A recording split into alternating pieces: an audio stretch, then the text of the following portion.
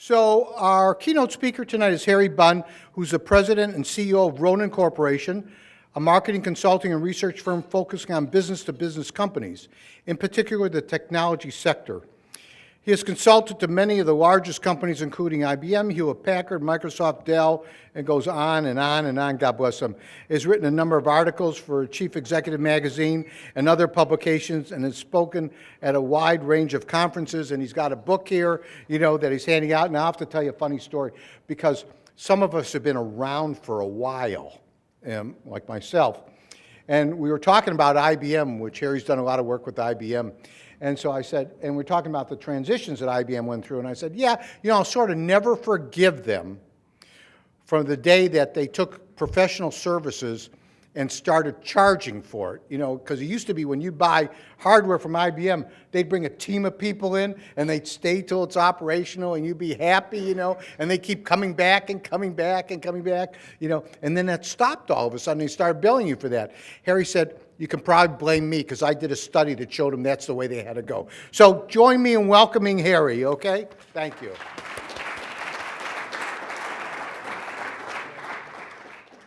Nothing's secret anymore. Have you noticed that? You tell people things in confidence, you think, and it gets spread everywhere.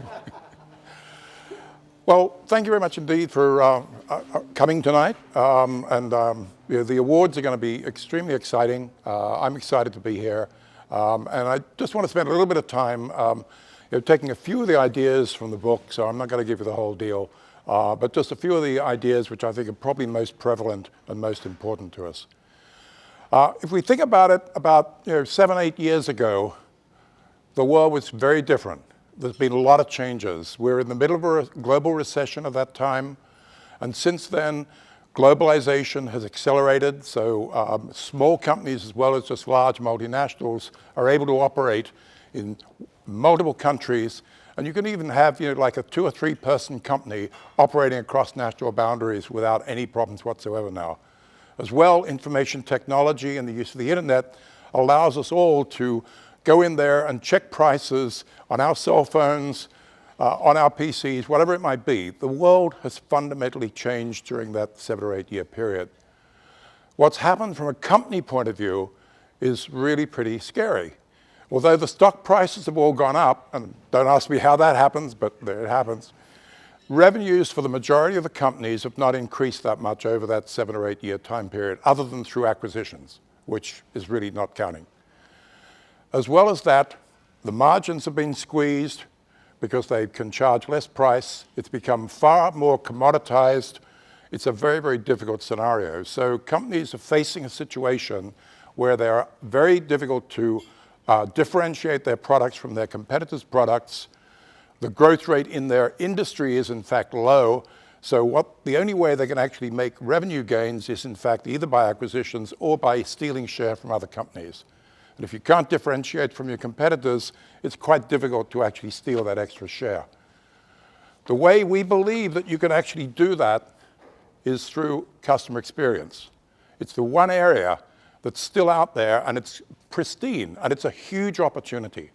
We have a situation where the majority of companies out there in the world, maybe 98%, whatever it might be, are actually doing customer satisfaction work of some kind or other. Fine. That's great, but that's one little piece of it. And in too many companies, unfortunately, all that results in is that the CEO, maybe or maybe not even the CEO, gets a presentation once a quarter that says, hey, we got a B+. Yay, great, terrific. What does that mean? Well, it's better than B-, which you got last quarter. So, okay, good. So those scores and the reporting of those are important, but that's just the tip of the iceberg in terms of the opportunity. With customer experience, you can extend beyond that. You can find the problems, you can fix the problems, you can move on, you can gain advantage, you can get the loyalty of your customers way up.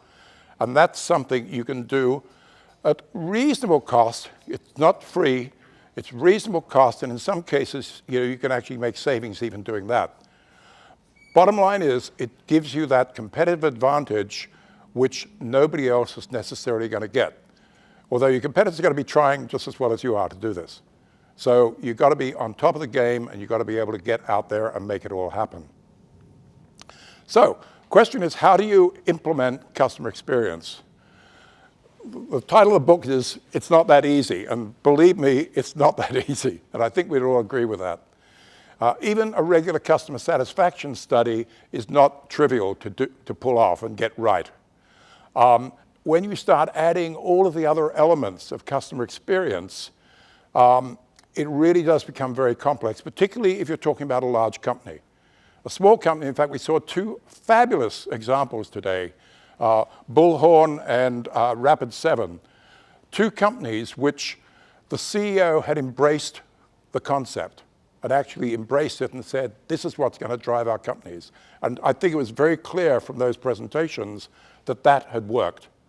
So, hats off to them. And I said in an earlier session, he's my hero, and he is. And so now both of them are, because the second one, Art had not actually spoken at that stage, but now they're both my heroes. In larger companies, the CEO is not going to come out and say customers aren't important. Not if he or she is very smart anyway. It's not the right thing to do. But it's one thing to talk the talk, it's another to walk the walk. And what we found, particularly in larger companies, is that it's actually very difficult for a CEO in a publicly traded company to truly embrace and build and drive that whole customer experience thing through the organization. A lot of the problem is the fact that they say, yes, we're going to do it. We're committed to our customers. Oh, wait a minute, what about the quarterly results? God damn it, cut those costs. Where are the costs? Okay, this one, get rid of all that. So there are a lot of changes, and things just don't happen the way we'd all like them to happen, particularly in large corporations. As well, even the CEO is in fact committed to it, he or she has to then convince the executives below to do it. And the head of sales is going to say, well, we can manipulate the numbers so that we look good, and that's good for me because I get a bonus. And in fact, a lot of the times, customer experience and customer satisfaction scores are in fact used to generate bonuses for people. Now, that's okay if it works, but it also means that there is an inbuilt incentive to fudge the numbers. And we've seen a lot of situations, you've probably seen situations as well, where people have manipulated situations. It's a case of, we're not going to interview all these customers because we know they don't like us, and we'll actually just interview the people that will give us a good score.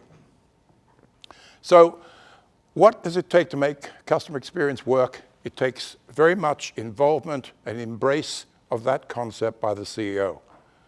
It also requires getting that into the culture, and that's what both Rapid7 and also Bullhorn have in fact done, and we saw that today. In a larger company, it's a whole lot harder to do that. There are vested interests, there are different geographic groups, there are different lines of business.